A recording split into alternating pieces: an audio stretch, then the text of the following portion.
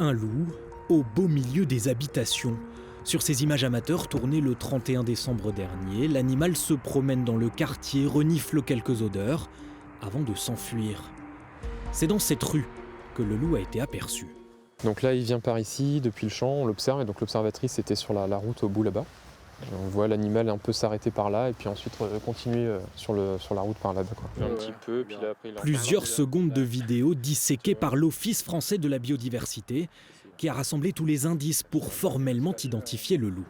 C'est-à-dire la taille de la queue, la taille des pattes, on va dire l'allure des oreilles, la hauteur des oreilles, et puis également l'espacement du crâne, les nuances du pelage entre le dos, le ventre, et également le comportement, l'allure dans le déplacement, l'allure face à l'homme également.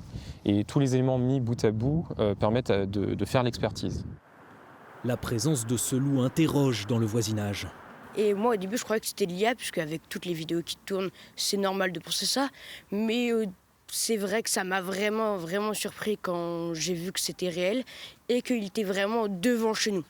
Cette riveraine interpelle même le spécialiste. On a plusieurs chats et je me demande si par exemple il peut s'attaquer effectivement à un animal de compagnie. Il n'y a pas de crainte à avoir, ni pour nous en tant qu'humains, nous dirons, parce que le comportement est plutôt à la fuite. Et sur les animaux de compagnie, les chats, les chiens ont plutôt on va dire une distance de respect mutuel entre les animaux.